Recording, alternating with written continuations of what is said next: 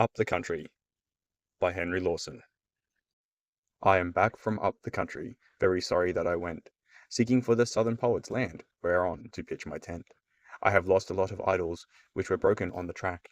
Further out may be the pleasant scenes, of which our poets boast, but I think the country's rather more inviting round the coast. Anyway, I'll stay at present at a boarding house in town, drinking beer and lemon squashes, taking baths and cooling down. Sunny plains, great Scott, those burning wastes of barren soil and sand, with their everlasting fences stretching out across the land. Desolation where the crow is, desert where the eagle flies, paddocks where the loony bullock starts and stares with reddened eyes, where in clouds of dust enveloped, roasted bullock drivers creep, slowly past the sun-dried shepherd, dragged behind his crawling sheep. Stunted peak of granite gleaming, glaring like a molten mass, turned from one infernal furnace on a plain devoid of grass.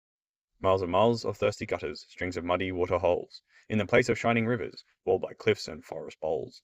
Barren ridges, gullies, ridges, where the ever-maddening flies, fiercer than the plagues of Egypt, swim about your blighted eyes. Bush where there is no horizon, where the buried bushman sees nothing, nothing but the sameness of the ragged, stunted trees. Lonely hut where drought's eternal, suffocating atmosphere, where the god-forgotten hatter dreams of city life and beer. Treacherous tracks that trap the stranger, endless roads that gleam and glare, dark and evil-looking gullies hiding secrets here and there. Dull-dumb flats and stony roses where the toiling bullocks bake, and the sinister goanna, and the lizard and the snake. Land of day and night, no morning, freshness and no afternoon, when the great white sun in rising bringeth summer heat in June.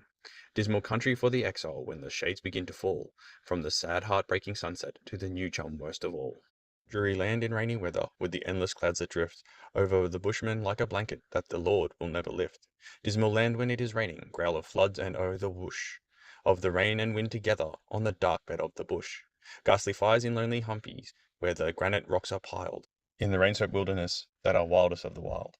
Land where gaunt and haggard women live alone and work like men, till their husband gone a droving will return on them again. Homes of men, if home had ever such a God-forgotten place, where the wild select as children fly before a stranger's face. Home of tragedy applauded by the dingo's dismal yell, heaven of the shanty keeper, fitting fiend for such a hell. And the wallaroos and wombats, and of course the curlew's call, and the lone sundowner tramping ever onward through it all. I am back from up the country where I went, seeking for the southern poet's land whereon to pitch my tent. I have shattered many idols out along the dusty track, burnt a lot of fancy verses, and I'm glad that I am back. I believe the southern poet's dream will not be realized till the plains are irrigated and the land is humanized. I intend to stay at present, as I said before, in town, drinking beer and lemon squashes, taking baths and cooling down.